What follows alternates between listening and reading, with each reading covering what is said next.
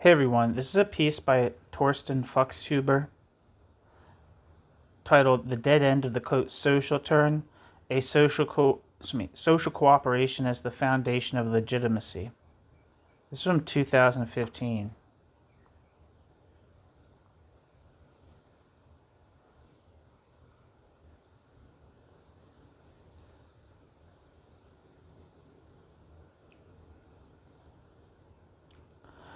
The question of the legitimacy of an existing political order is not only raised by legal theorists. It can be found at the center of almost every political philosophy. While the state is the predominant form of political order in present-day societies, in democratic societies, the state can be understood as the political form of society. That said, the question of a political order's legitimacy is ultimately a question of the legitimacy of the way that the society is organized, not the least of which is its mode of producing and reproducing itself. This does not necessarily mean that, while discussing the legitimacy of a political order or the state, questions related to a society's mode of production will be raised explicitly. As legal theorist Otto Kirchheimer stated in his famous essay titled Legality and Legitimacy, as early as 1932, in parliamentary democracies, quote, "the legitimacy of their political order consists solely of their legality," end quote. Kirchheimer. The concept of legality, according to Kirchheimer, is not focused on, quote, the lawful emergence, but first and foremost on the lawful exercise of power, end quote. Kirchheimer. While there will always be lively discussions on what a, quote, lawful exercise of power, end quote, means, things will surely heat up when the lawful emergence of an existing political order becomes part of the question. An understanding of legitimacy that is based on legality alone, a formal understanding of legality, as Kirchheimer puts it, meaning that every governmental and administrative act and decision has to comply with the rule of law and the Constitution, as it was decreed according to the decision made by the majority of the people, is an understanding that saves a lot of thoughts concerning the legitimacy of the social order and its corresponding political order, the state.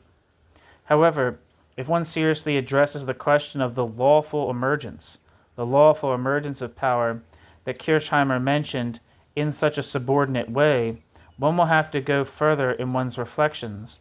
The question of lawful emergence of power is one that leads beyond the circular argument of legitimacy through legality.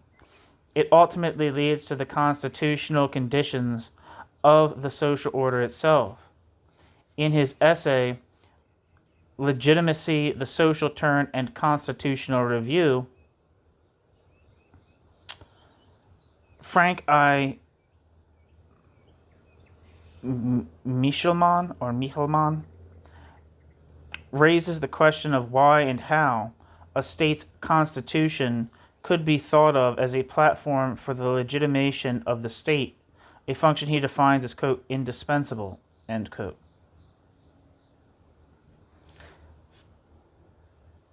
Frank I. Michelman.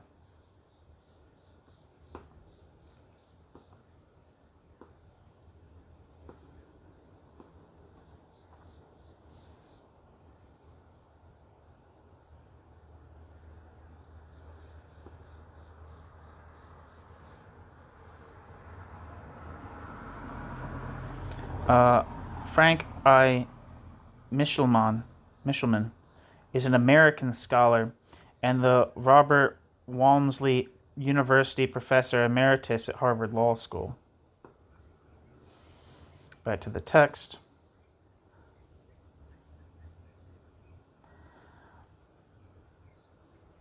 While Michelman does not fundamentally question the social order itself, Michelman considers, among other aspects, quote, socioeconomic rights as essential components of any legitimation-worthy constitution,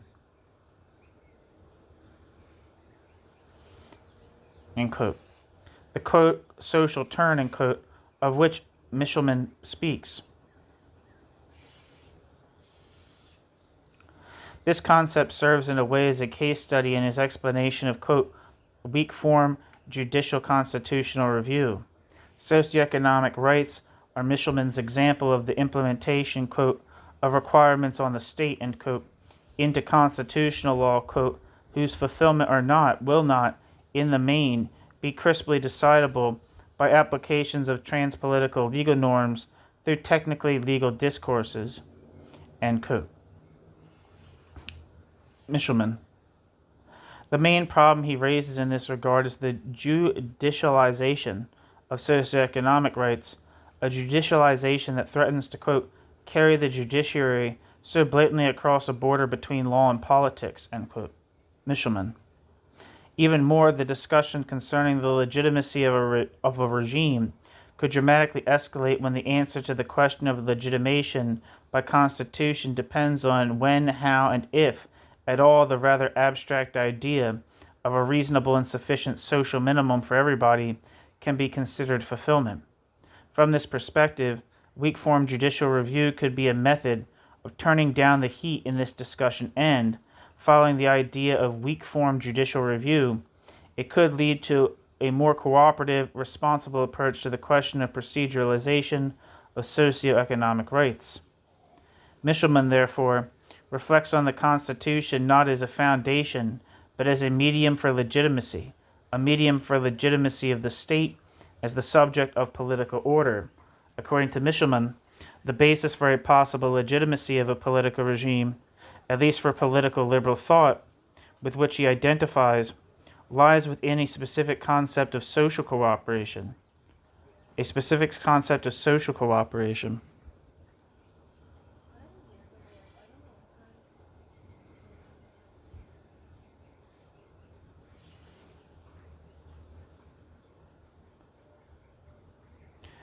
Michelman builds his whole argument around this specific notion of cooperation.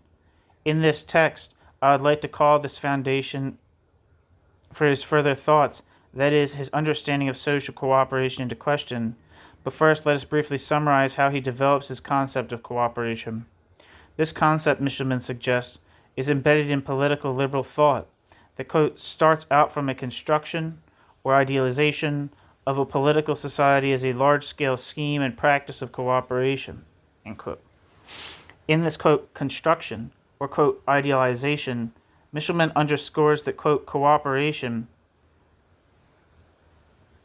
is the germinal notion, end quote. While Michelman acknowledges that in this conception, all cooperators are, quote, individualized agents, end quote, with distinct demands and projects, Michelman also claims that these individualized agents have an understanding of and act according to principles, quote, of due regard for others likewise endowed and situated, end quote. Michelman. In short, Michelman claims that these individualized agents are associated by, quote, reciprocity of recognition, end quote.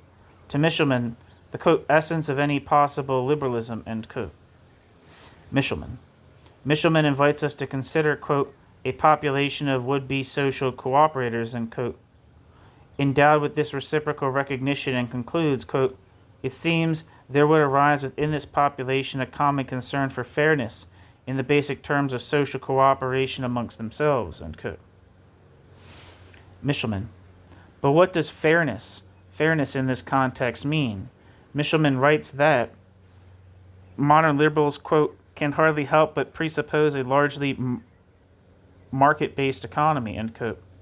But as Michelman suggests, paving the way for the discussion of socioeconomic rights, how can we expect our fellow cooperators to submit to societal structures like the free market and a democratic majoritarian lawmaking system, quote, without also committing our society from the start to run itself in ways aimed at securing to everyone the conditions anyone would require to be or become a competent participant in them, end quote. Michelman. Fairness, in terms of social cooperation by individualized agents who reciprocally recognize each other as interdependent social collaborators, according to Michelman, therefore implies a common commitment to social justice.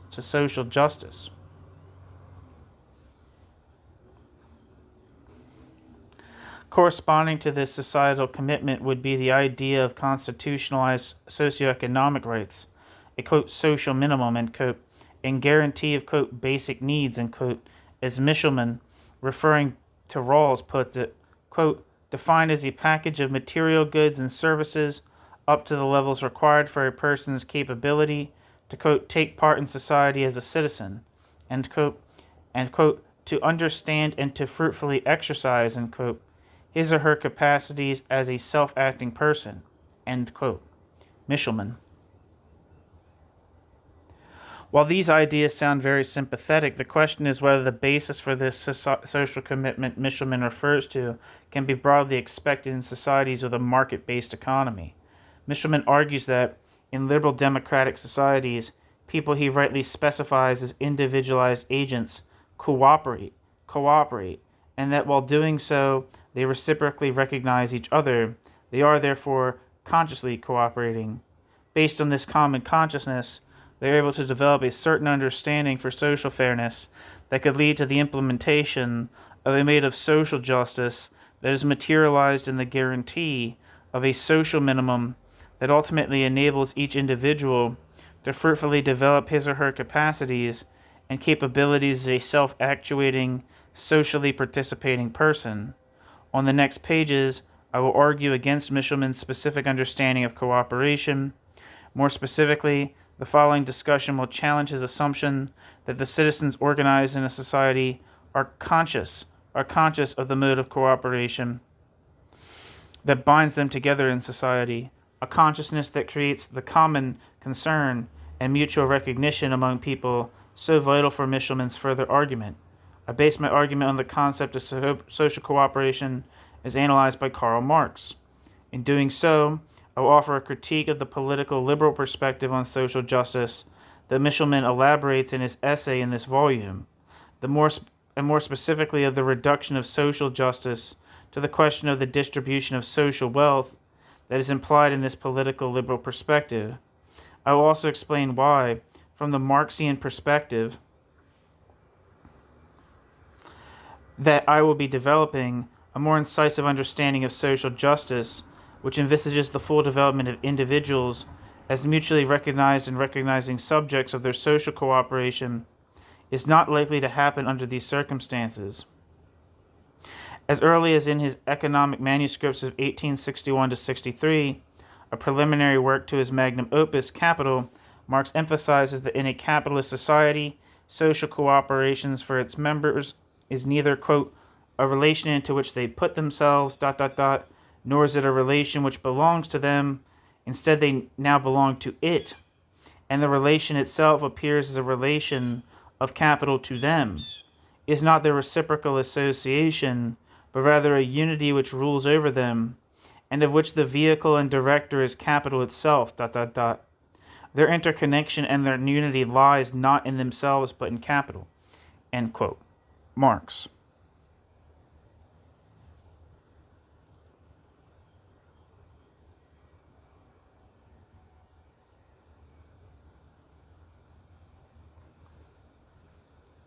Marx argued that people in a society based on a market economy are necessarily lacking the reciprocal recognition as collaborators that Michelman takes for granted.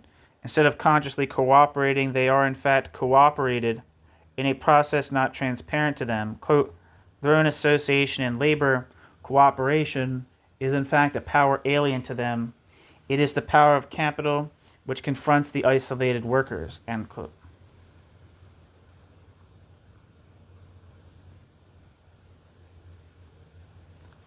Marx.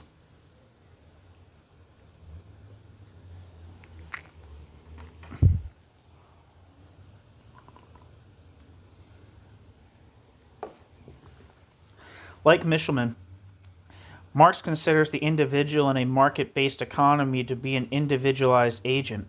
But contrary to the former, Marx tried to explain why the individual remains individualized up to the incapacity to understand his or her central role in the creation and reproduction of the society. According to Marx, society is not something in which the individual consciously participates. Rather, society is something that happens to the individual.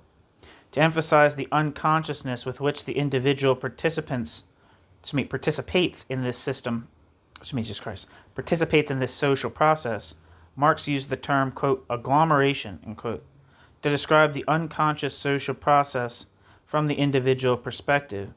Individualized agents, quote, find that they are agglomerated. The cooperation which arises from this agglomeration is for them just as much an effect of capital as the agglomeration itself. Unquote. If the social process of cooperation remains unconscious and alien to the individual agents, it is incomprehensible how a common commitment to social justice could arise up within them, a commitment that, according to Michelman, is based on conscious cooperation and mutual recognition. The individualized agent continues to be an isolated social monad who cannot interconnect with his or her fellow social individualized agents. The rough outline of Marx's economic manuscript presents an important aspect of his critique. As we will see soon, it is a central point in Marx's analysis of what he calls the fetishism of capitalist society, as well as in his analysis of social justice through equal distribution of social wealth. It took Marx several attempts before he was able to formulate the fully elaborated critique of the, quote, fetishism of commodities, end quote, and its social consequences presented in Capital, the book. Marx's basic argument went as follows. Clearly, a market-based economy produces commodities that are not primarily produced to be used by the producer, him or herself, but to exchange them on the market in return for other commodities or money. To be able to exchange the commodities, they all have to be reduced to one quality, their quantitative aspect, that is, the magnitude of their value. According to Marx, this is exactly what the fetishism of commodity-producing society, where the fetishism of a commodity-producing society emerges, with the substance of value being labor, and the magnitude of value being labor time, quote, the equality of all sorts of human labor is expressed objectively by their products all being equally valued, end quote. And with the commodities that the individualized agents produce being exchanged on the market according to their value, quote, the mutual relations of producers within which the social character of their labor affirms itself take the form of a social relation between the products, end quote, exchanged. Marx. Footnote. Marx specified that it is the average labor time we are talking about. Quote, the labor time socially necessary is that required to produce an article under the normal conditions of production and with the average degree of skill and intensity prevalent at that time. At the time, ... We see then that which determines the magnitude of value of any article is the amount of labor socially necessary, or the labor time socially necessary for its production. End quote. Marx. Capital.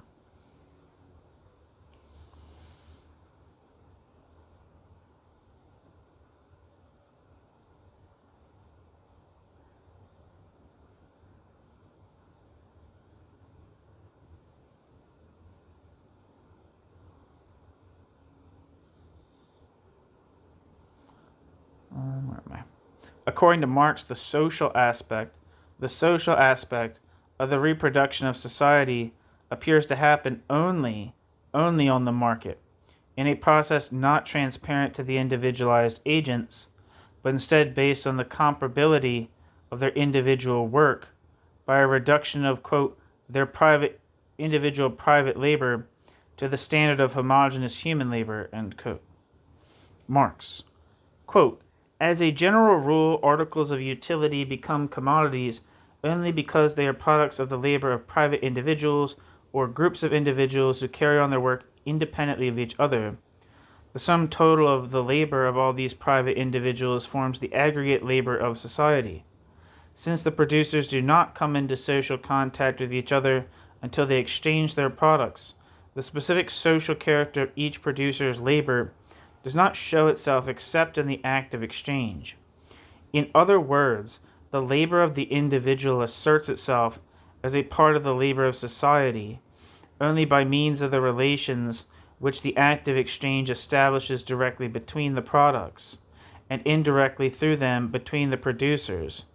To the latter, therefore, the relations connecting the labor of one individual with that of the rest appear, not as direct social relations between individuals, but as what they really are, material relations between persons and social relations between things.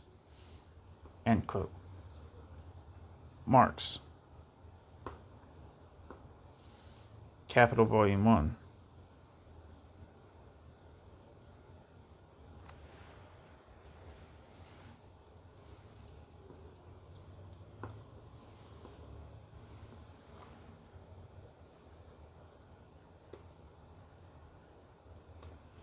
So let me copy that down for old time's sake.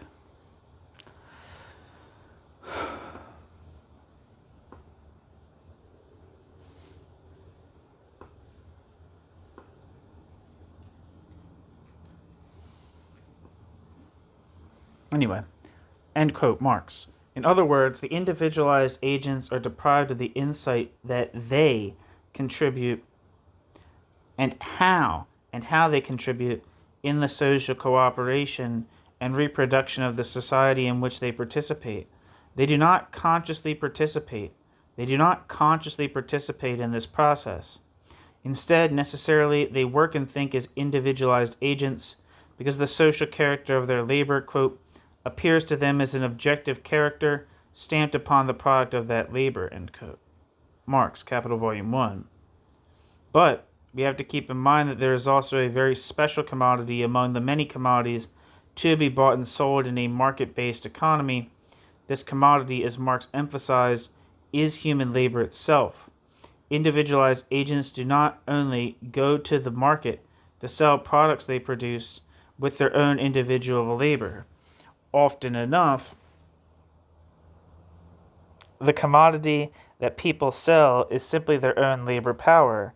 Labor power is the commodity they have to offer, and they conduct themselves accordingly vis-a-vis their potential labor power. Quote, the capitalist buys labor power in order to use it, and labor power in use is labor itself. The purchaser of labor power consumes labor power by setting the seller of labor power to work. End quote. Marx, Capital Volume 1. It seems to be an obvious thing. Just as in any other commercial transaction, the seller and purchaser of labor power specify the terms of their trade agreement in a contract. In this case, the labor contract. The seller offers his or her labor power for a certain amount of time per month.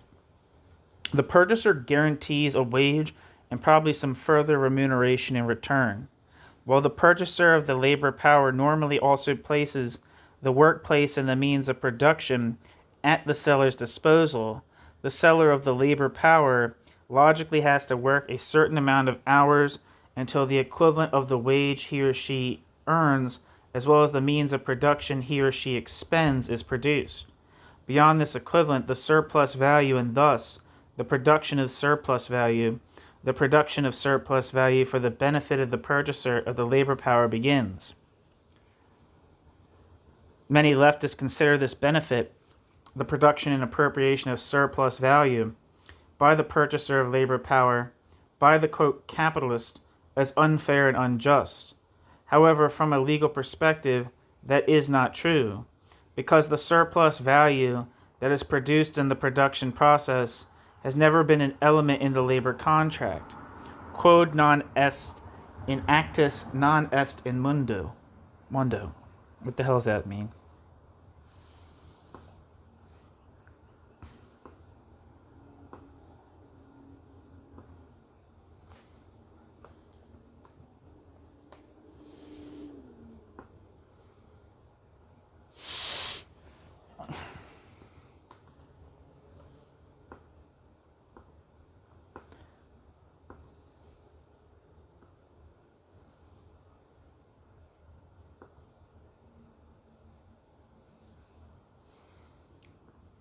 God damn it.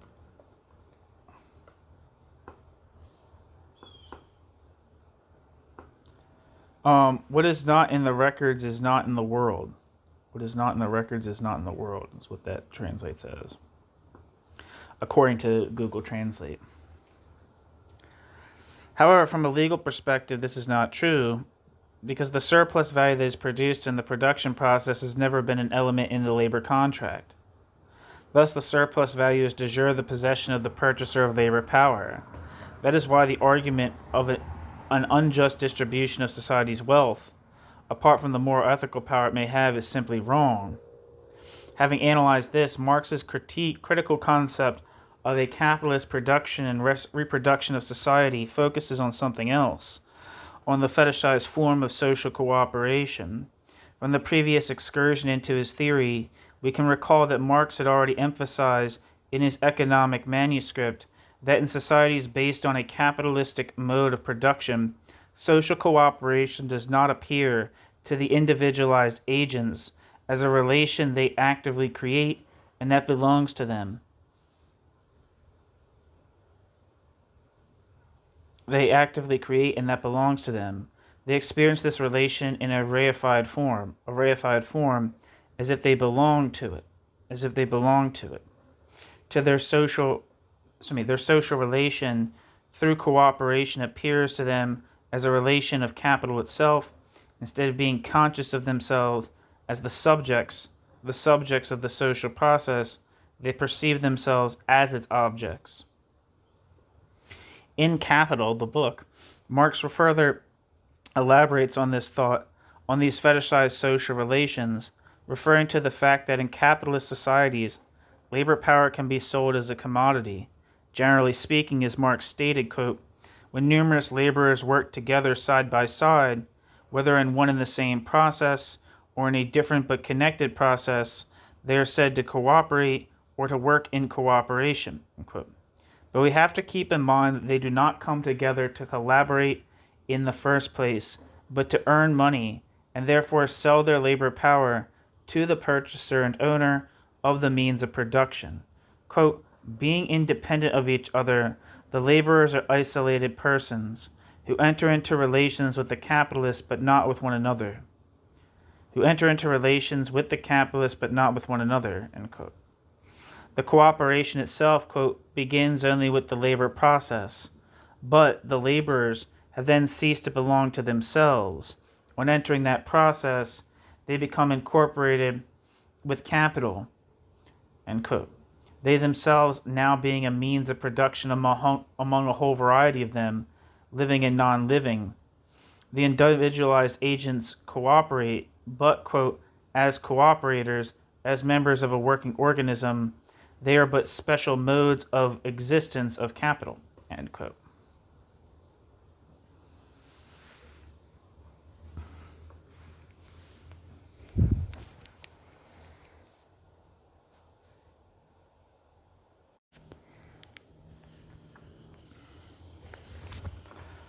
So according to Marx, in a market-based economy, contrary to what Michelman suggests, collaborators do not consciously cooperate. They do not cooperate because they decide to do so.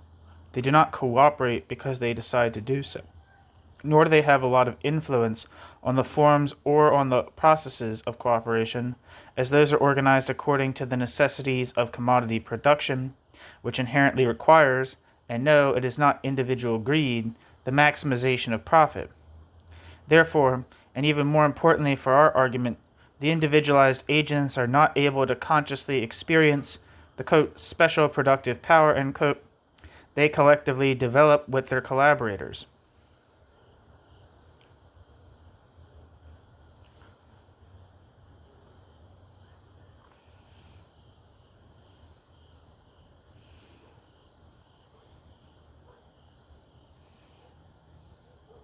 I fucked that sentence up. Sorry, I was like, what did I say? I said something wrong there.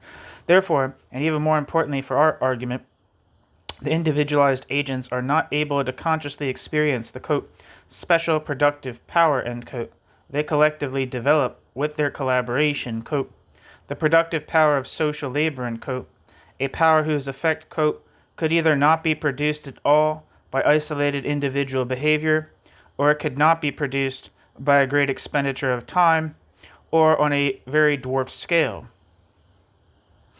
Not only have we here an increase in the productive power of the individual by means of cooperation, but the creation of a new power, namely the collective power of the masses. End quote. Marx. Marx convincingly describes the effects of cooperation, effects that rightfully can be considered revolutionary. However, the collaborators find themselves deprived of both the fruits of the collaborators' cooperation, as well as any actual conscious creation of that cooperation. The revolutionary and industrially and productively revolutionizing effect is all to the benefit of the accumulation of capital. Quote, the productive power developed by the laborer when working in cooperation is the productive power of capital. The productive power of capital is developed gratuitously whenever the workmen are placed under given conditions, and it is capital that places them under such conditions, because this power costs capital nothing, and because, on the other hand, the laborer himself does not develop it before his labor belongs to capital. It appears as a power with which capital is endowed by nature, a productive power that is immanent in capital. End quote. Marx. Under these circumstances, when members of society systematically cooperate with others, they unfortunately do not strip, quote, off the fetters of their individuality, end quote, at least not to develop, quote, the capabilities of their species, end quote, as Marx suggests in Capital. In a society based on a capitalist mode of production, they are deprived of the opportunity, quote, to understand and to fruitfully exercise, end quote, their capacities as self-actuating persons. Instead of losing the, quote, fetters of individuality, end quote, in a gratifying way and in a way so that they outgrow their own limited self, the members of society get stripped of their individuality so that they are reduced to being tools, to being one of the means of production, bent into shape according to the requirements of production, a process that leaves the individual with physical and psychological damage that we all know are discussed in relation to working conditions.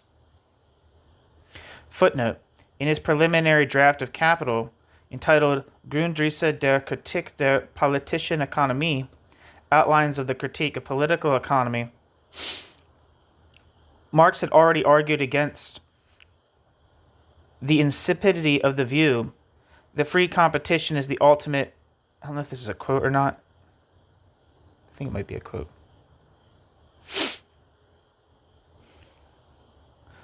Anyway, I think it's a quote. I'm not sure. Quote, the insipidity of the view that free competition is the ultimate development of human freedom, and that the negation of free competition, bracket equals the, and bracket, negation of individual freedom, and of social production founded on individual freedom. Yeah, this is a quote. It is nothing more than free development on a limited basis, the basis of the rule of capital. This kind of individual freedom is therefore at the same time the most complete suspension of all individual freedom and the most complete subjugation of individuality under social conditions which assume the form of objective powers, even of overpowering objects, of things independent of the relations among individuals themselves. End quote. Marx, Grundrisse. End footnote. This is the dramatic result of the specific form of social cooperation in market-based economics.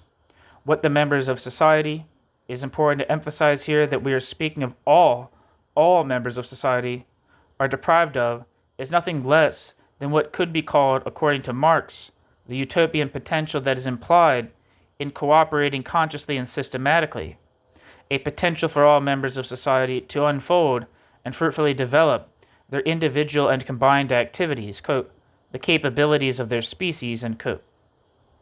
A potential to create and shape their social relations, as well as the mode of reproducing the society itself, according to their needs instead of according to the depersonalized drumbeat of the requirements of a capitalist mode of production.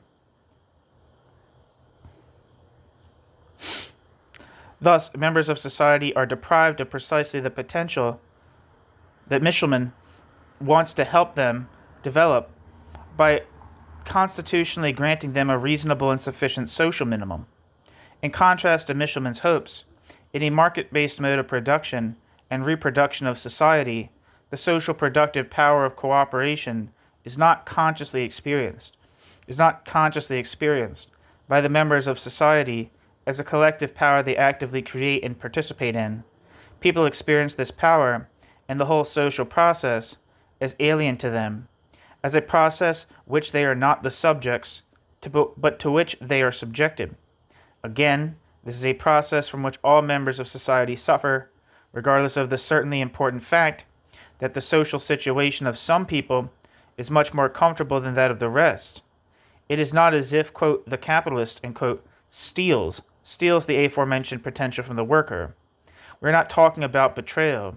We're talking about a complex social relationship in which all members necessarily and unconsciously participate and help to reproduce. From the perspective of legality, there is nothing illicit in this process. As has been emphasized before, both sides fulfill a contract that settles upon the exchange of labor power in return for an agreed wage. But a conscious form of social cooperation, accompanied by reciprocal recognition of the individualized agents, is not established.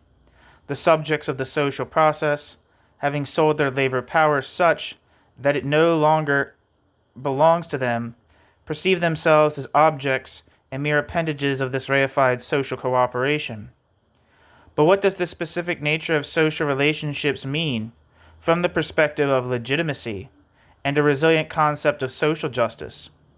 As Otto Kirchheimer observed, the whole process outlined here is in full compliance with the rule of law, and if we were to accept that the legitimacy of a political order consists solely in its legality, we would not have to go any further with our argument. However, the philosophers of the Frankfurt School, Kirchheimer included, took a different path. They understood the implications of Marx's critical concept of social cooperation for any concept of social justice and political legitimacy that would not limit its scrutiny to the system of distribution, but would include within its scope of inquiry also the sphere of production and, within this sphere, the specific form of social cooperation. In 1943, Max Horkheimer, director of the Institute for Social Research at the time, even tried to organize a large research project on the question of legitimacy. The research was to be conducted by the then exiled Institute. Footnote: due to personnel reasons and differences concerning the topic itself, the research project was never carried out. The Thorsten Fuchshuber's PhD thesis, Max Horkheimer's Racket Theory, Reconstruction and Relevance of a Theory of on Authority. I think Fuchshuber has put out a book of this, but I think it's just in German. End footnote. And I think it's been kind of influential on some of the people who talk about rackets in like the English-speaking Frankfurt School scholarship, or Frankfurt School of Critical Theory tradition in the English-speaking world. What's his name? Cannot think of his name. The guy who wrote the big book on early Horkheimer. Maybe I'll think of it before the end of this. No, I have to look it up. What the hell's the guy's name?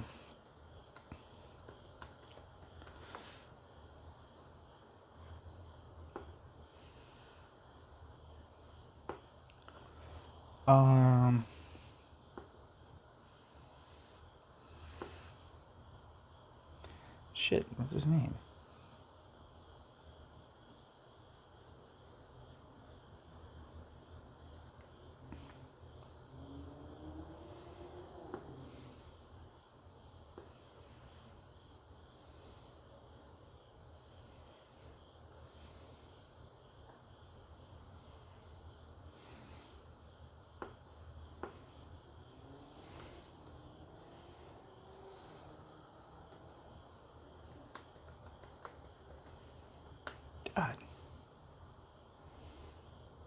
God. John Abramite. That's who I'm looking for. Anyway. End footnote. In January 1943, Horkheimer wrote a letter to Henrik Grossman, an economist associated with the relocated U.S.-based Institute for Social Research, emphasizing the importance of understanding the, quote, dialectic of legitimacy with regard to the ownership structures and, quote, of society.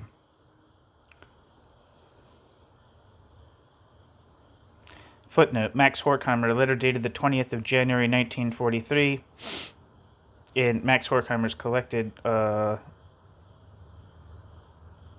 works in German. End footnote. By addressing the ownership structure of society, Horkheimer envisioned a, quote, critique of the reality of the free and fair exchange, end quote, in market-based economies, to criticize concepts of social justice that are in Michelman's concept based on an understanding of society from the perspective of the sphere of distribution alone. Following Marx's argument, Horkheimer considers the ownership structure of capitalist societies as characterized by private property and the divorce of the producers from the means of production. The divorce of the producers from the means of production, regardless of whether these means are the property of the state or of private legal subjects, to be central preconditions for economies based on the production and exchange of commodities, and importantly, an opportunity to sell labor power. As did Marx, Horkheimer stresses that this divorce is a precondition for capitalist reproduction of societies, a divorce that Marx described as a historically violent process which created the wage laborer as a free subject in a double sense, free from serfdom, but also devoid of all means of subsistence, devoid of all means but one, his or her labor power, which he or she was now free to sell. Footnote: Marx describes this dramatically in Capital, quote, hence the historical movement, which changes the producers into wage workers, appears on the one hand as their emancipation from serfdom and from the fetters of the guilds, and this side alone exists for our bourgeois historians, but on the other hand, these new freedmen become sellers of themselves only after they have been robbed of all their own means of production and of all the guarantees of existence afforded by the old feudal arrangements.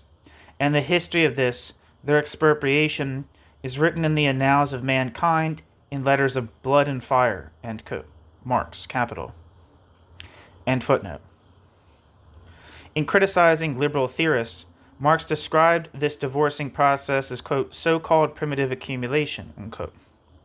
Horkheimer emphasized that the results of the, quote, so-called primitive accumulation, end quote, the divorce of the producers from the means of production, are necessarily reproduced every day. They are reproduced because, as we have seen, in market-based economies, people remain deprived of the opportunity to consciously experience and exercise the special productive power they create with their collaboration. That deprivation, based on society's property and production relations, led Horkheimer to the question of a, quote, dialectic of legitimacy, end quote. Horkheimer. While Horkheimer conceded that there is nothing in the capitalist mode of production itself that does not comply with the concept of, quote, legality, by examining the nature of the dialectic of legitimacy, Horkheimer polemically pointed out the paradox embodied in the notion of legality. The concept of, quote, legality, he argued, embodied illegal aspects. The concept of, quote, legality, he argued, embodied illegal aspects. Footnote. Quote, since there is a concept of legality, it bears the traces of the illegal, end quote. Horkheimer, end footnote. Thus, for Horkheimer, it was crucial to understand the, quote, unity of production and distribution, end quote, as it was already emphasized by Marx, because only then one leaves the circular argument of legality behind and permeates to the constitutional conditions of the social order itself. From the perspective of the sphere of distribution, as from the legal perspective, in fact, both the sphere of distribution and the legal sphere can be considered as aspects of the sphere of circulation. The specific mode of social cooperation, as well as the specific physical and psychical circumstances for the cooperators, is not taken into consideration. Only by considering the unity of distribution and production can one understand why a concept of social justice, cannot ignore the fact that people in societies based on a capitalist mode of production are systematically deprived of the ability to develop essential capacities instead of being deprived only of basic needs. Footnote.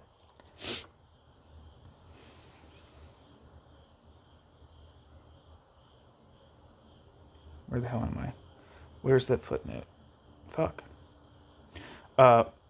Marx argued polemically that the sphere of distribution and circulation, quote, within whose boundaries the sale and purchase of labor power goes on, is in fact a very Eden of the innate rights of man, end quote. Marx is a sphere where freedom rules, quote, because both buyer and seller of a commodity, say of labor power, bracket, he sarcastically added, as if he were mentioning that particular commodity by accident, in bracket, are constrained only by their own free will.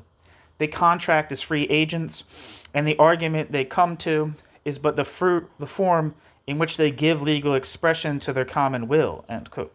Marx.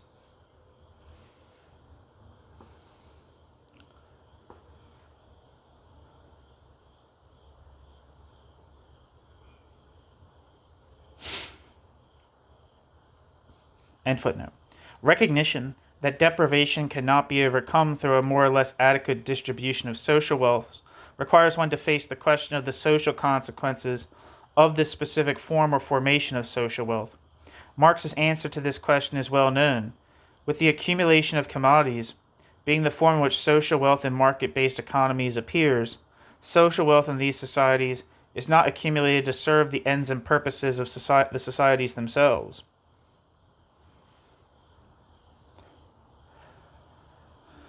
Social wealth merely serves the purposes of the process of accumulation of capital. It follows the inherent logic of the capitalist mode of production that Marx described at length in Marx's Capital, to endlessly produce more commodities, to produce those commodities more effectively with as little labor power added as possible, so to be able to sell them cheaper in order to be able to compete on the market, and to be able to invest even more in the rationalization of production in order to be even more competitive. The social wealth in capitalist societies, according to this inherent logic, is produced to one end only, namely its accumulation. Only in passant is it produced to also satisfy the needs of the people that constitute these societies. This is the simple reason why an overproduction of goods, with the sole purpose of hopefully someday being sold as commodities, and constant scarcity and poverty go together so well. Social justice is simply not implied in the abstract logic of the capitalist form of social wealth. No one could say that, compared to the days of Marx, history has since demonstrated that most people organized in societies. Now. I think I said no. I don't know. Now, one could say that, compared to the days of Marx, history has since demonstrated that most people organized in societies based on a free market economy did not only get their share of social wealth by mere coincidence. Instead, they struggled for it. And the whole history of social conflicts and achievements since the late 19th century proves that workers and other social groups have the capability to organize, and thus of conscious social cooperation. For Habermas and others, this not only indicated that communicative reason was much less affected by the process of commodification than Marx thought, it also prompted them to ask whether Marx's theoretical assumptions did not render his analysis of society inadequate. Marx unduly reduced all social processes to functions of labor relations, asserted Habermas.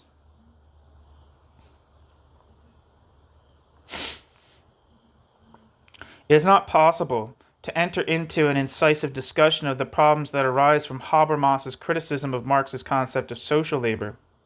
Such a discussion could have begun by showing that Habermas's critique of Marx completely ignores Marx's concepts of mediality and reflexivity, key concepts that Marx himself used to show that labor, as a social category, cannot be reduced to the immediate process of production. They clearly reflected a clear regard in Marx's work for the interdependence of production and other social spheres and their reciprocal conditionality. Again, we cannot go into all this here. However, we can begin to challenge some of the evidence on which the Habermasian critique of Marx might want to rely in order to state the case for a communicative subjectivity not corrupted by commodification. Should one, for example, wish to extol the pinnacles of trade union organization as modes of communicative action, one should also keep in mind incontestable evidence that the individual agents organized into trade unions tend to be reduced to objects in those organizations as well. This legitimate criticism of such developments was raised both inside and outside of the labor movement, not only in the U.S., where this criticism was shared and disseminated by both liberal and conservative critics of union power and the New Deal, as early as in the wake of the, quote, National Labor Relations Act and, quote, Wagner Act of 1935.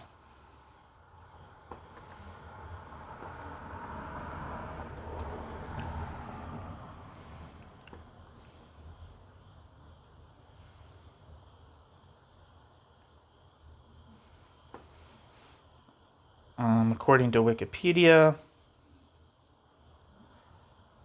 the National Labor Relations Act of 1935, also known as the Wagner Act, is a foundational statute of United States labor law that guarantees the right of private sector employees to organize into trade unions, engage in collective bargaining, and take collective actions such as strikes. Central to the act was a ban on company unions. The act was written by Senator F. Wagner, passed by the 74th United States Congress, and signed into law by President Franklin D. Roosevelt. The National Labor Relations Act seeks to correct the, quote, inequality of bargaining power, end quote, between employers and employees by promoting collective bargaining between trade unions and employers. The law established the National Labor Relations Board to prosecute violations of labor law and to oversee the process by which employees decide whether to be represented by a labor organization.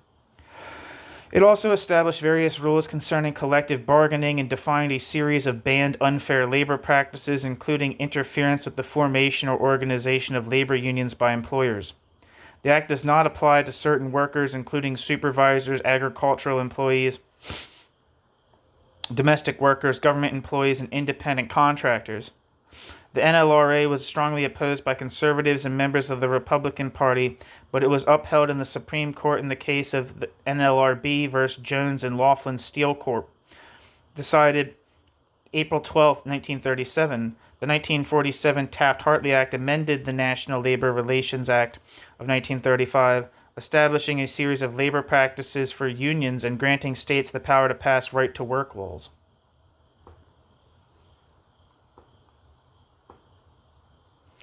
Back to the text.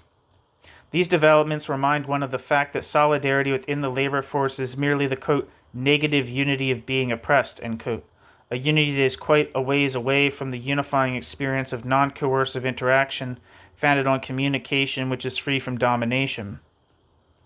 The coercive conditions of labor lead to the fact that the individualized agents, even in their solidarity, are agglomerated as social monads instead of consciously cooperating.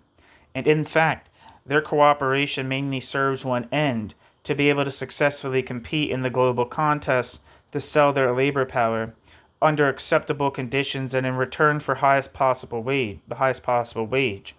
Cooperation, as can be observed within the solidarity of the labor movement, is therefore still cooperation in an objectified, commodified form. This applies to other forms of freedom that we tend to praise as victories of communicative reason and social struggle, such as increased freedom at the workplace, be it at the production site, office, or in service. We can observe flexible working schedules, teamwork, increased responsibility to develop one's creativity, and a lot of jobs no longer even require one's physical presence at the office. Work organizations models, like the results-only work environment, seem to stress the owners of labor power as creative, thinking, and responsible people, according to them a power of judgment and autonomy that is far beyond that of the workers who are provided with only monotonous tasks and are under constant supervision and control.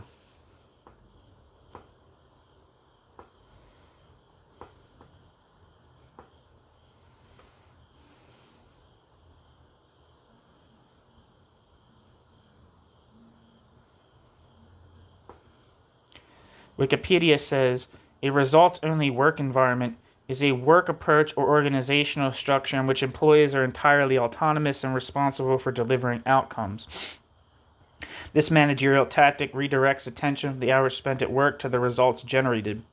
Leaders mentor performance and oversee the work itself instead of micromanaging employees' time.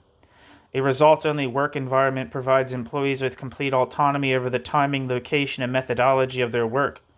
Instead of being bound to a specific workplace or schedule, personnel are responsible for achieving desired outcomes. A results-only work environment is a modern work culture that rests on the principle that individuals are recruited to produce clear, measurable results. Managers focus on managing the work being accomplished rather than how other people work.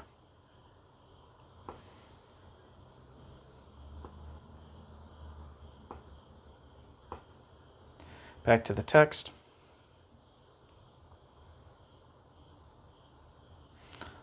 Work organization models, like the results-only work environment, seem to address the owners of labor power as creative, thinking, and responsible people, according them a power of judgment and autonomy that is far beyond that of the workers who are provided with only monotonous tasks and are under constant supervision and control.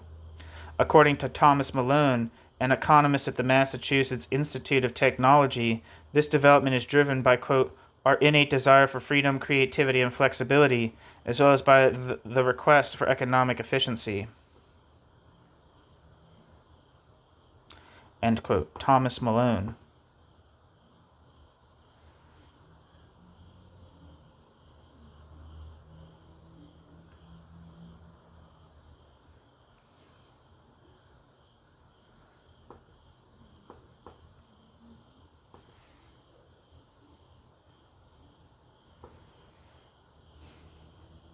Wikipedia says Thomas W. Malone is an American organizational theorist, management consultant, and the Patrick J. McGovern Professor of Management at the MIT Sloan School of Management.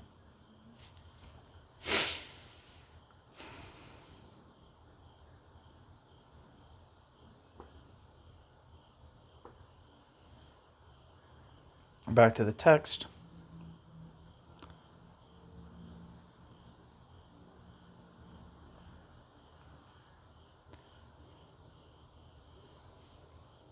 Malone's statement reminds us that freedom, at least in societies based on a capitalist mode of production, is a highly dialectical affair, and there are important arguments in favor of an analysis that sees the aforementioned freedom first and foremost as a freedom driven by pressure to constantly raise productivity.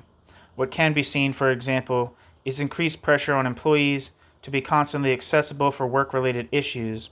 Work and private life have been getting more and more indistinguishable from one another, and for the average employee, work hours have been subtly extended over time, working conditions that were 2 decades ago observed primarily among top-level managers. Increasingly, this new freedom, which one could be tempted to proclaim a success of communicative reason, reveals itself as a deeply commodified, quote, pseudo-freedom. A survey conducted by the Bertelsmann Stiftung in Germany and published in March 2015, for instance, demonstrates that some of the rather unhealthy results that accompany the communicative, cooperative change of work organization strategy from quote, command and control to, quote, managed by objectives, end quote. Very often the employees are unable to cope with the stress of autonomy and individual responsibility that go along with work objectives that they explicitly or implicitly are expected to manage themselves.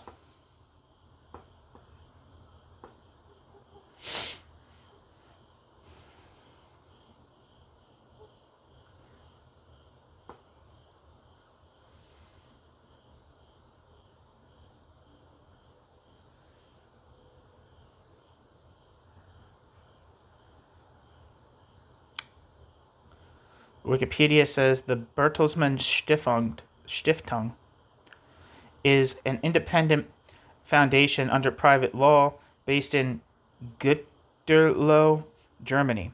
It was founded in 1977 by Reinhard Mohn as the result of social, corporate, and fiscal considerations.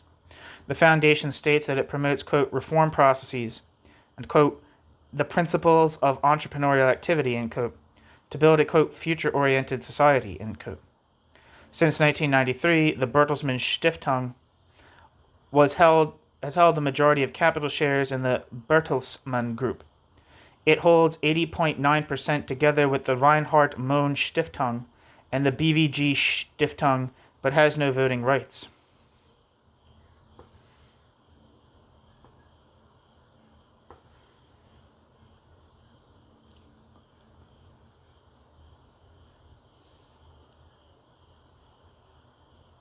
Back to the text. According to this study, every third employee in Germany considers him or herself as unable to cope with the demands that go along with his or her job. What is lost is a, quote, sense of accomplishment, end quote. As a result, employees take severe risks with their health to reach goals that turn out to be unattainable. They work overtime, do without vacation, work despite being sick, and so on.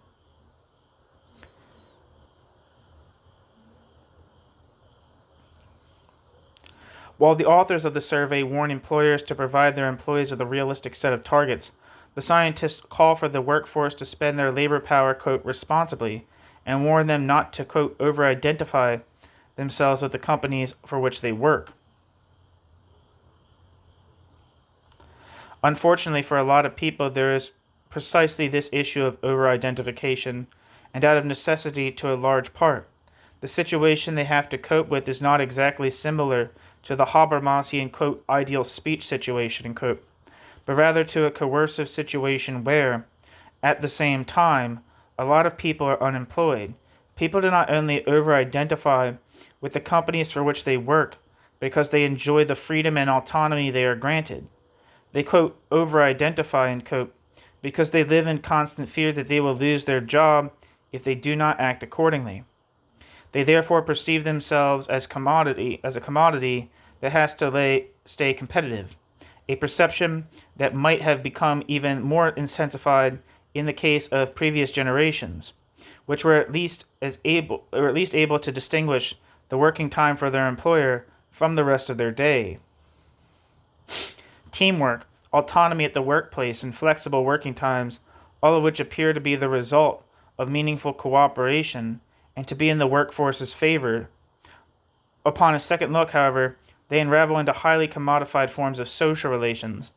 The victims of this, quote, freedom experience these social relations in a reified form up to the time they are no longer able to recognize the social character of the processes from which they suffer at all. Instead, they experience their social cooperation and its effects on them in purely individualized, pathological forms, as the rising number of job-related burnout and depression diseases clearly show. But reduced prospects for the future, an insecure job situation, and deregulated working relationships are not only closely linked to, quote, management by objectives, end quote, they are also the result of the sheer market power of employers who, with employment rates being high, manage to turn stable work contracts with extended benefits and stability guarantees into short-term or zero-hour contracts, which simply extract quantities of labor power from the workers.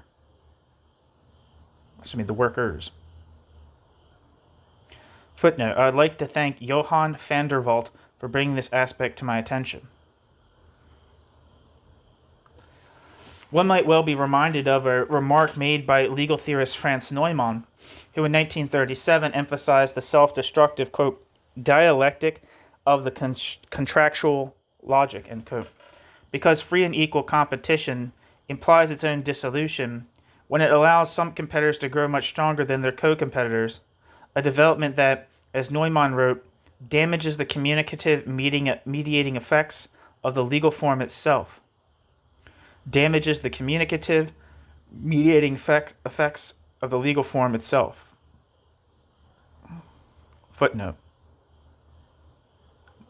Franz Neumann, Der Funktionswandel des Gesetzes im Recht der bürgerlichen Gesellschaft.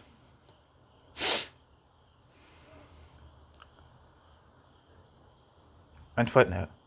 Under such circumstances, one could even imagine that a guaranteed social minimum, presumably very much against the intentions of most people who are in favor of it, could serve as a cynical camouflage for the bitter fruits of the form of cooperation that a free market economy guarantees to the individualized agents, by indicating that anybody who does not want to enter this informal labor market under the offered labor conditions is always free to fall back on such social minimum. Footnote. Again, I would like to thank Johan van der Walt for bringing this aspect to my attention.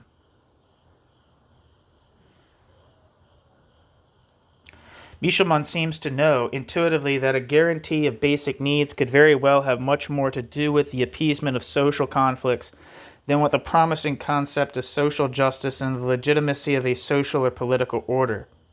The case for weak-formed judicial review that he presents to soften objections, the quote, standard worries, end quote, against the judicialization and proceduralization of constitutionalized socioeconomic rights, already signals further conflicts based on the systematic scarcity inherited in the capitalist mode of production. Judicialization of socioeconomic rights endangers the boundary between law and politics, argues Michelman, because it involves judiciaries in judicially irresolvable conflicts about what a decent fulfillment of basic material needs actually means under prevailing economic conditions. While one could construe these conflicts as an essential component of a dissension vital to open democratic societies, one could also consider them as a blatant power struggle between individuals and groups to appropriate for themselves the largest possible portion of society's wealth. This struggle seems to be the inevitable result of the fact that the capitalist mode of production produces a form of wealth that confronts everyone with a constant sense of imminent deprivation. Indeed, under these circumstances, even affluent people are burdened with a vague and constant feeling of menacing social deprivation. So yes, quote, economic distributive justice, end quote, is not judicially manageable simply because economic justice as mere distributive justice does not exist. This is why I think that Michelman's distributive, quote, social turn, end quote, concerning the legitimacy of a social order in its political form leads to a dead end.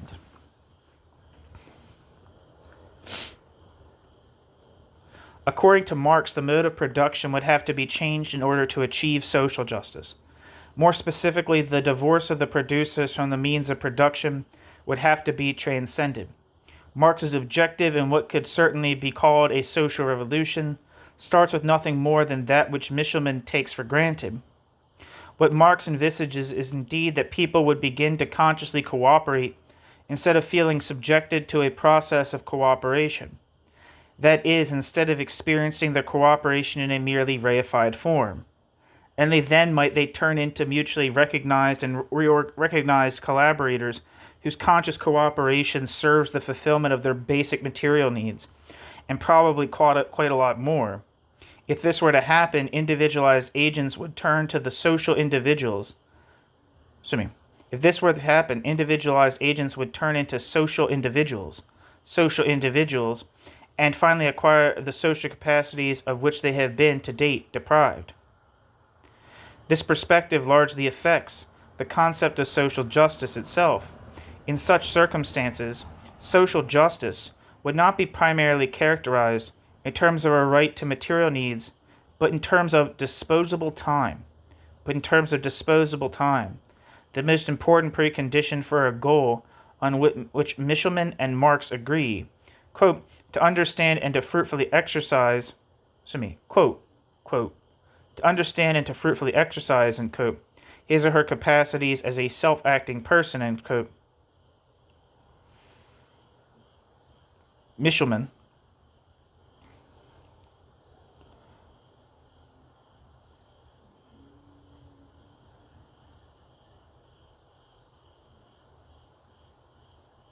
And, quote, hence those of society, end quote, as well.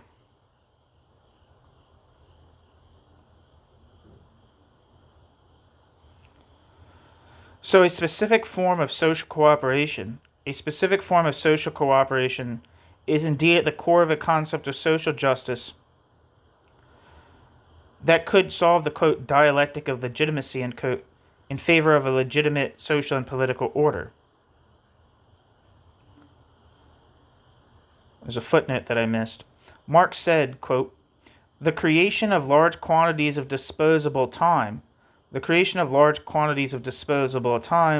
apart from necessary labor time for society generally and each of its members, i.e., room for the development of the individual's full productive forces, hence those of society also. This creation of not labor time appears in the stage of capital, as of all earlier ones, as not labor time, free time for a few. What capital adds is that it increases the surplus labor time of the masses by all the means of art and science, because its wealth consists directly in the appropriation of surplus labor time, since value directly its purpose, not use value. It is thus, despite itself,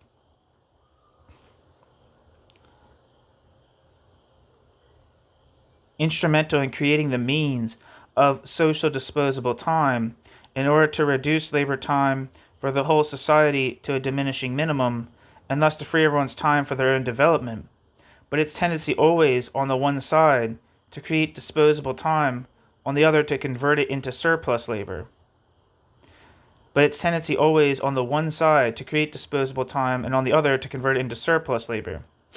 If it succeeds too well at the first, then it suffers from surplus production, and then necessary labor is interrupted, because no surplus labor can be realized by capital. The more this contradiction develops, the more does it become evident that the growth of the forces of production can no longer be bound up with the appropriation of alien labor, but that the mass of workers must themselves appropriate their own surplus labor. Once they have done so, and disposable time thereby ceases to have an antithetical existence, then, on one side, necessary labor time will be measured by the needs of the social individual, and on the other, the development of the power of social production will grow so rapidly that, even though production is now calculated for the wealth of all, disposable time will grow for all. For real wealth is the developed productive power of all individuals. The measure of wealth is then not any longer, in any way, labor time, as the quantitative aspect of the substance of the value of a commodity, but rather disposable time, end quote. Marx. I believe that's Grundrisse. It doesn't say here, but and footnote. The response to Michelman that I have developed above evidently shifts to a different terrain of argument than the one Michelman develops in his essay in this volume. I surely claim no helpful, let alone better insights into the problem of the politicization of adjudication to which the judicialization of socioeconomic rights gives rise. I have instead tried to do something else. I have tried to show that the basis for Michelman's argument for socioeconomic rights, his specific understanding of social cooperation of individualized agents associated with reciprocity of recognition, can be questioned fundamentally. I have done so with reference to Marx's analysis and critique of the specific concept of social cooperation in market-based societies. I have tried to demonstrate in the first place that this kind of social cooperation prevents mutual recognition of the social cooperators. Collaborators in the capitalist mode of production do not consciously cooperate, for they end up being the objects of social processes and no longer recognize themselves as its subjects. I have tried to illustrate, secondly, that a concept of legitimacy, based on the pursuit of social justice through social minimum guarantees, ignores the irreducible link between distribution and production in market-based societies. A significant concept of legitimacy and social justice has to take into consideration more than just the fact that many people are chronically deprived of basic material needs. It also has to take into account the reality that members of society are deprived of the conscious experience of the productive power of their social labor. Only this experience, I argued, in the third place, can enable them to understand and exercise, collaboratively and fruitfully, their individual as well as their combined capabilities. In other words, only the recognition of their own productive power and social labor can turn individualized agents who are simply members of an agglomeration into social individuals.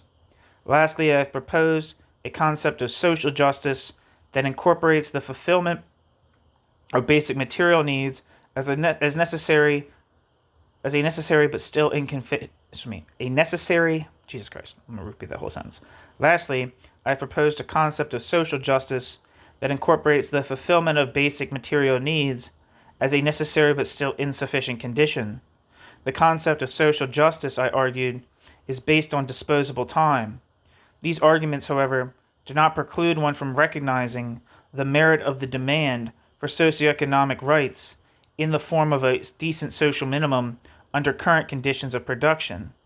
For such a social minimum may in fact come to afford individualized agents the precious time required for educating themselves and each other on why they are subjected to a social and political order and a social process that they and only they, as its subjects, create collectively.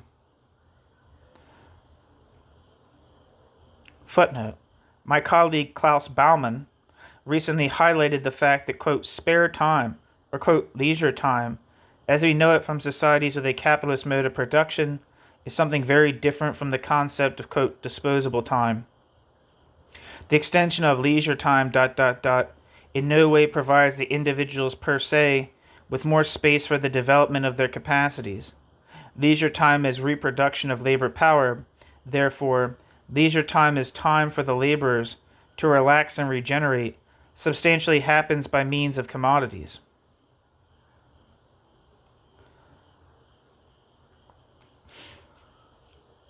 In Klaus Baumann's book, Die Kunst der Avantgarde und ihr Verhältnis zum Klassenkampf, in Wenn die Stunde es zulässt, zur Traditionalität und Aktualität kritischer Theorie, says, he further explains that by being confronted again in their leisure time with the products they and their fellow collaborators produced, they will not gain any consciousness of the self-development process of which, during their labor time, in the manner that has been explained above, they stay deprived. To be deprived of the development of one's own capacities and to experience oneself as a social individual results in the passivation of the individualized agents. End footnote. And that's the end of the piece, which has been Thorsten Fuchshuber's The Dead End of the, quote, social turn. Social cooperation is the foundation of legitimacy. Thank you so much for listening.